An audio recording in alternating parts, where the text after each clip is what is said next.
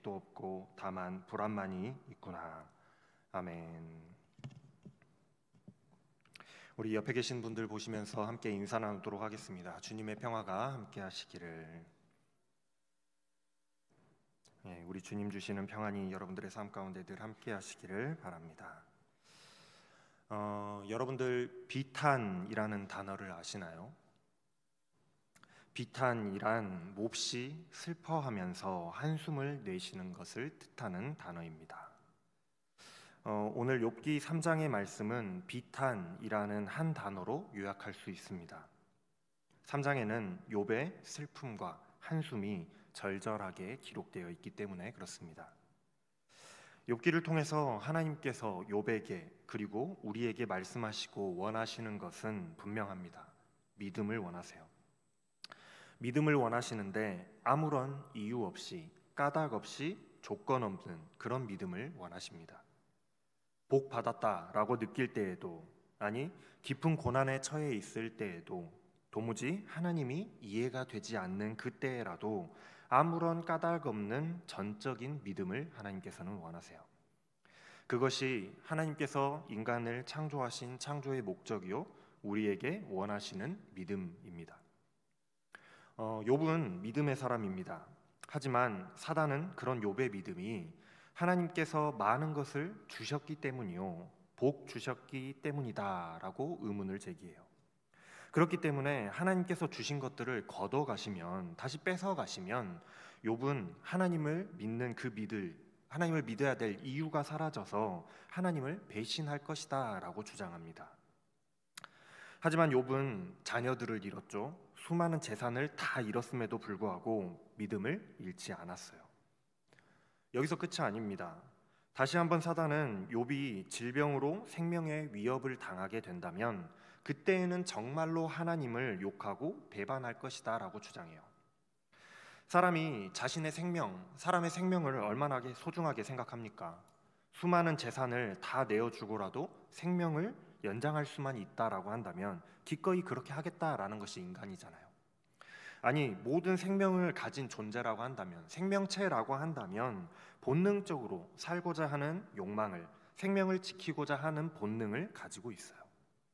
그래서 사단은 생명을 놓고 이야기하는 겁니다. 생명과 믿음, 나의 그 생명, 그리고 하나님을 사랑하는, 하나님을 향한 사랑, 이 둘 중에서 무엇이 더 소중할까요? 여러분들은 무엇이 더 소중하세요? 아마 대부분의 사람들은 일단 그래도 내가 살아야 하나님을 믿기도 하는 것 아니겠습니까? 라고 생각하거나 대답할 거예요. 저는 가끔 그런 생각을 한다고 몇 번 말씀을 드렸던 것 같아요. 과연 누군가 나에게 칼을 들이대고 죽인다라고 하면서 하나님을 모른다라고 부인해라 라고 한다면 나는 그 순간에 어떤 선택을 할까? 아마도 당장의 말로는 나는 하나님을 선택할 거예요 내가 말을 할지는 모르지만, 냉정하게 판단해 봤을 때 그때 그런 상황이 닥쳐오면 그 순간 제일 먼저 도망갈 사람이 저일 것 같다라는 거죠. 마치 예수님이 잡히시던 날 밤에 예수님을 버리고 도망갔던 그 제자들처럼 말로는 주님을 버리지 않겠습니다 라고 했을지 몰라도 막상 그 상황이 닥치면 도망갈 것 같다라는 거예요. 욥의 생명을 담보로 한 이 사단의 시험에 욥의 머리부터 발끝까지 악성 종기가 심각하게 일어나서 고통을 받게 됩니다. 온몸에 진물이 나서 가려워서 도자기 조각으로, 토기 조각으로 몸을 막 긁어내야 할 정도로 고통 속에서 몸부림칠 수밖에 없었어요. 차라리 죽어버리고 싶을 만큼의 고통이었을 겁니다. 그런 욥의 상황을 보고 욥의 아내는 사단이 듣고자 했던 그 말을 해요. 이래도 당신이 여전히 믿음을 지킬 것이냐? 차라리 하나님을 저주하고 죽는 것이 낫겠다. 욥의 아내가 욥에게 한 말입니다. 이 정도 상황이면 차라리 믿음을 그냥 포기하고 하나님을 실컷 욕하고 죽는 게 더 나은 상황이라는, 지금 욥이 겪고 있는 상황의 심각성을 말해주고 있는 거예요. 이처럼 심각한 고통 속에 있음에도 불구하고 욥은 오히려 그런 말을 하고 있는 자신의 아내를 나무랍니다. 당신조차도 어리석은 여자들처럼 말하는구려. 우리가 누리고 있는 복도 하나님께 받았는데 어찌 재앙이라고 해서 받지 못하겠소. 복도, 재앙도 하나님께서 허락하신 것이라고 한다면 받아들여야 한다라는 그 욥의 믿음을 보여주고 있어요. 욥은 이렇게 어려움을 당하면서도 말로 죄를 짓지 않습니다. 이렇게 처참한 상황 속에 있는 욥의 소식을 듣고 욥의 친구들이 욥을 찾아와요. 욥의 친구들은 커다란 환난을 당한 자신의 그 절친을 위해서 먼 길도 마다하지 않고 달려옵니다. 그런데 저 멀리에서 욥이 보이는데 이 친구들이 욥을 알아보지를 못해요. 절친인데 친구를 못 알아보는 겁니다.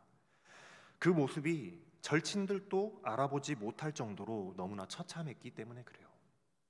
그 처참한 욥의 모습에 친구들은 슬픔을 견디지 못해서 울면서 옷을 찢고 재를 머리에 뒤집었습니다. 그리고 7일 밤낮을 땅바닥에 앉아서 망연자실하게 욥을 지켜볼 수밖에 없었어요. 무려 7일간이요. 왜냐하면 욥의 모습이, 욥이 겪고 있는 고통이 너무나도 처참해서 그 누구도 쉽게 입을 열 수가 없었기 때문에 그래요. 무려 7일 동안 입을 열지 못했더라는 거예요. 사람이 너무 처참한 그런 광경, 상황을 보게 되면 아무런 말도 할 수가 없습니다.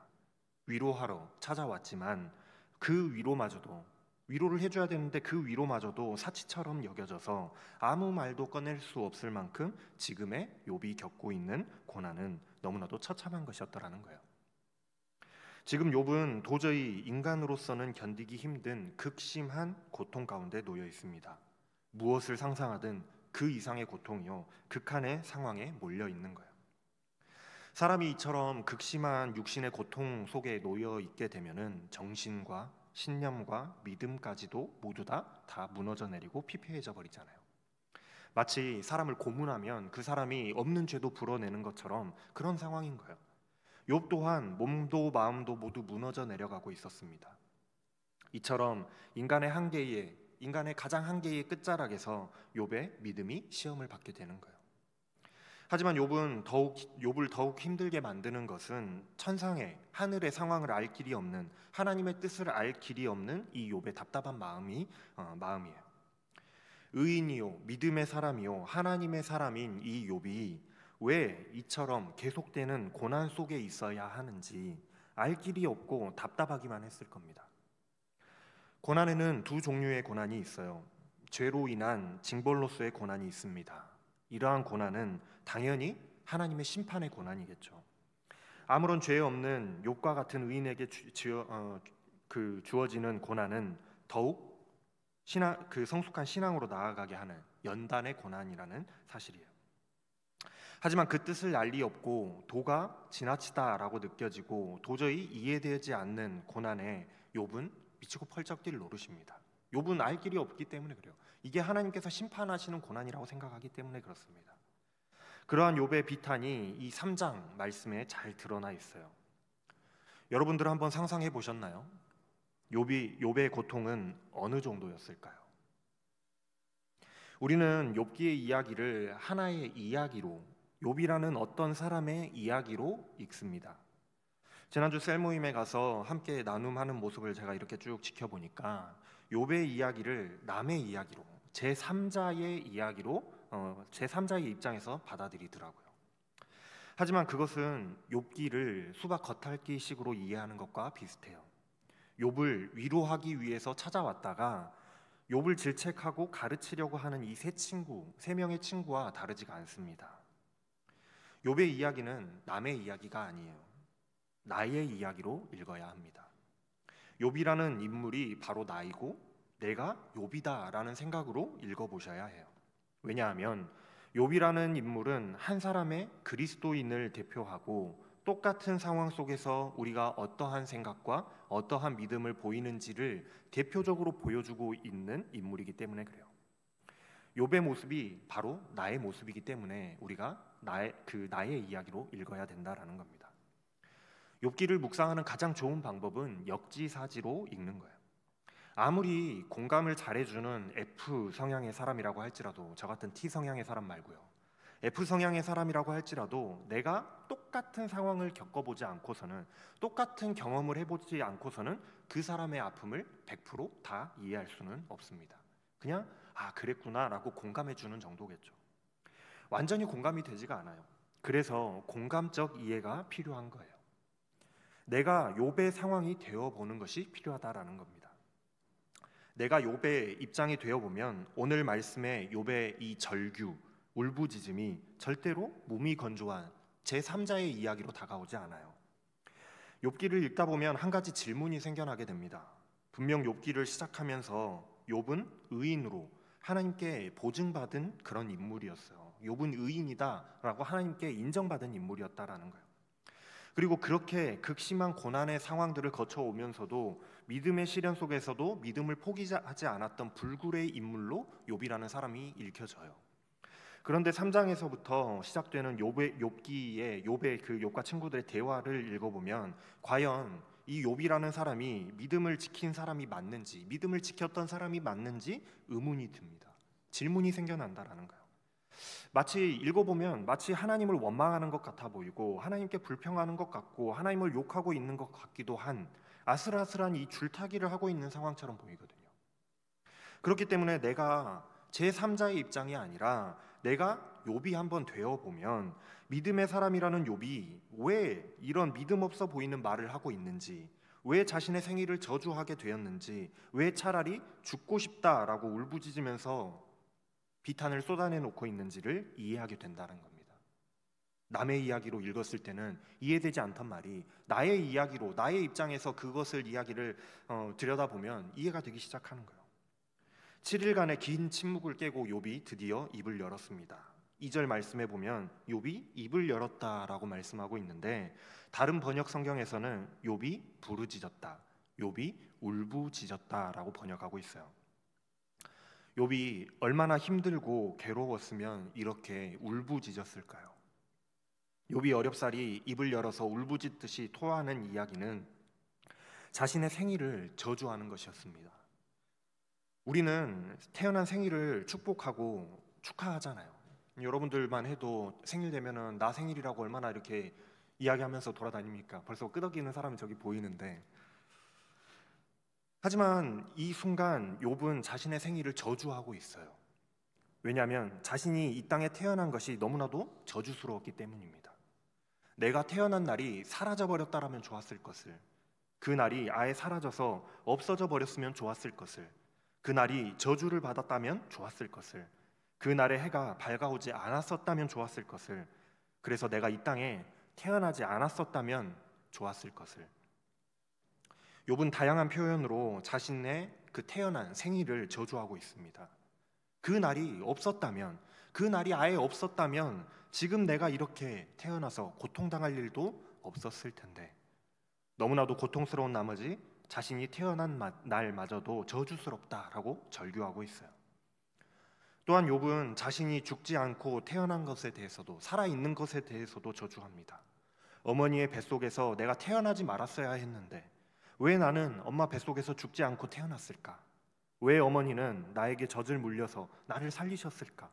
그렇지만 않았더라도 내가 생존하지 않았을 텐데, 내가 생존하지 않았더라도 나는 이 고난을 겪지 않아도 되었을 텐데, 편안히 죽음 속에서 다른 죽은 자들과 함께 잠들어 있었을 텐데, 그것이 지금 내가 살아서 고통당하는 것보다 훨씬 나았을지도 모르는데, 욥은 지금 당하고 있는 고난이 너무나도 고통스러워서 차라리 죽음이 더 편할 것 같다라고 절규하고 있어요. 그리고 마지막으로 이러한 고통 속에서도 여전히 생명을 연장시키시고 있는 것에 대해서 하나님께 불평하면서 탄식합니다. 하나님께서 여전히 나를 이 고통 가운데, 지금 고통의 한가운데 살아있게 하시는 이유를 모르겠다는 거예요. 이렇게 고통을 주시고 죽음보다 못하게 살게 하실 거면 그냥 내 생명을 거둬가셨으면 좋겠는데 왜 그렇지 않으시는지 모르겠다라는 겁니다. 차라리 죽었으면 좋겠는데. 마치 엘리야가 이세벨에게 쫓겨서 도망치고 또 도망치다가 하나님 제발 내 생명을 거둬가 주십시오 라고 기도했던 것과 같이 욥 또한 차라리 하나님께 죽기를 요청하고 있어요. 욥은 차라리 죽기를 바라는데도 이상하게도 여전히 하나님께서는 죽이지도 않으시고 살려놓으시니 그저 욥은 탄식하고 신음소리만 내뱉을 뿐이고 두려움 가운데 살아갈 수밖에 없다라고 고백합니다. 욥의 이 세 가지의 독백은 결국 한 가지를 이야기하고 있어요. 죽음이에요, 죽음. 차라리 이 고통 속에 나를 두지 마시고 하나님 생명을 거둬 가셨으면 좋겠다 구하는 거예요. 욥에게 내려진 고통이 얼마나 극심하고 고통스러웠던지 그 엄청난 고난 속에서도 믿음의 모습을 보여주던 그 욥이 이제 와서 이런 비탄을 쏟아내면서 차라리 죽고 싶다라고 말하고 있어요. 여러분들은 극심한 고난에 처해 본 경험이 있으신가요? 욥과 같은 고난, 이런 고난은 아니라고 할지라도 여러분들의 인생 속에서 정말로 내가 사는 것보다 죽는 것이 더 좋을 것 같다라고 여겨져서 죽고 싶은 마음이 하루에도 수십 번씩 들고 차라리 태어나지 않았었더라면 좋았을 것 같다 여겨지는 그러한 극심한 고난을 경험해 보신 일이 있으신가요? 만약 그러한 경험이 있으시다면 지금 비탄을 쏟아내 놓는 욥의 모습을 보고 믿음이 없다라고 말할 수 있는 사람은 없을 겁니다. 아무리 믿음의 사람이라고 할지라도, 믿음이 굳건한 사람이라고 할지라도, 그리스도인이라고 할지라도 고난이 아프지 않은 건 아니에요. 고난은 고난입니다. 고난은 아픈 거예요. 고난은 누구에게나 아프고 견디기 힘든 겁니다. 그리고 정말로 삶을 포기하고 싶을 만큼 아픈 고난은 믿음마저도 포기하고 하나님을 저주하고서라도 벗어나고 싶은 고통일 겁니다. 하지만 그럼에도 불구하고 너무나도 이해 불가능한 상황임에도 불구하고 다른 신을 찾아서 떠나버리지 않고 믿음을 포기하지 않고 죽음을 선택하지 않은 이유가 무엇일까요? 그런 이유가 무엇이었습니까? 그럼에도 불구하고 하나님을 믿기 때문이잖아요. 너무나도 고통스럽고 고난 가운데 있음에도 불구하고 하나님을 믿기 때문에 다른 신에게 또 믿음을 포기하고 도망가는 것이 아니잖아요. 하나님 말고 의지할 곳이 없어서 그저 하나님만을 붙들고 울며 불며 기도하면서 때로는 하나님께 하소연하기도 하고 화내기도 했다가 때를 써가면서 기도하는 것 아니겠습니까? 욥 또한 딱 그런 마음이에요. 딱 그러한 마음으로 하나님 앞에 지금 비탄의 말을 쏟아내놓고 있는 거예요. 욥은 그 엄청난 고난, 재앙 속에서도 극심한 고통과 좌절감 속에서도 하나님을 경외하기를 포기하지 않고 있는 겁니다. 비록 욥이 자신의 그 생일을 저주하면서 차라리 죽기를 바라면서 비탄의 말을 마구마구 쏟아내놓고 있지만 욥은 한 번도 하나님을 향한 믿음을 포기한 적이 없는 거예요. 욥의 모든 말들을 우리가 잘 살펴보면은 욥은 언제나 끊임없이 하나님 안에서 고민하고 고뇌하고 있어요. 하나님 안에서 씨름하고 있다라는 겁니다. 남들은 하나님을 욕하고 그냥 죽어라 라고 말하지만 욥은 그럼에도 불구하고 끝까지 하나님을 붙들고 씨름하고 있어요. 너무나 아프다고, 너무나 힘들고 지친다고, 때로는 한탄하며 때로는 불평하며 때로는 울부짖으며 끝까지, 그럼에도 불구하고 끝까지 하나님을 붙들고 하나님과 대화하고 있더라는 겁니다. 왜 나에게 이러한 시련을 주시는지, 나의 잘못은 무엇인지 이유라도 알려달라고 하나님과 변론하게라도 해달라고 하나님을 붙들고 끈질기게 씨름하고 있어요. 만약에 욥이 고난으로 인해서 그냥 믿음을 포기해버렸다라고 한다면, 이런 하나님 나는 차라리 안 믿으련다, 나를 고통 속에 두시는 하나님이라고 한다면 나는 차라리 안 믿으련다 라고 믿음을 포기해버렸다라고 한다면 정말로 하나님을 욕하고 저주하면서 하나님을 떠나서 다른 신들을 섬기거나 또는 스스로 자신의 목숨을 끊어버렸을지도 모를 일입니다. 그러나 욥은 끝까지 하나님을 붙들고 기도하는 사람이었어요. 이것이 바로 욥이 끝까지 믿음을 지킨 사람이었다라는 증거예요. 사단이 주장하는 것과 달리 받은 복을 다 빼앗겼고 생명의 위협을 당하고 있으면서도 하나님을 배반할 것이라고 주장하는 그런 사단의 주장과는 달리 하나님을 향한 믿음을 끝까지 붙들고 있더라는 거예요. 그러니 믿음이 좋은 것 아니겠습니까? 사실 오늘 말씀의 제목을 놓고 고민을 많이 했어요. 욥의 비탄이라고 할까, 아니면 벼랑 끝에서도 믿음을 지킬 수 있는가, 이렇게 말씀의 제목을 정해볼까 고민을 많이 했습니다. 말로는 말 그대로 욥은 지금 벼랑 끝에 서 있는 겁니다. 조금만 밀어버리면 나락으로 떨어질 것 같은 그런 벼랑 끝에 지금 욥은 서 있어요. 그 벼랑 끝에서 욥의 믿음이 지금 시험을 받고 있는 거예요.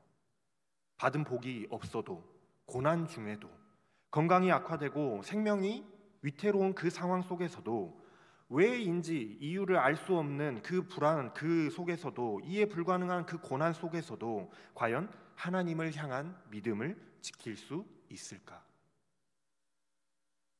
여러분들 한번 상상해 보시기 바랍니다.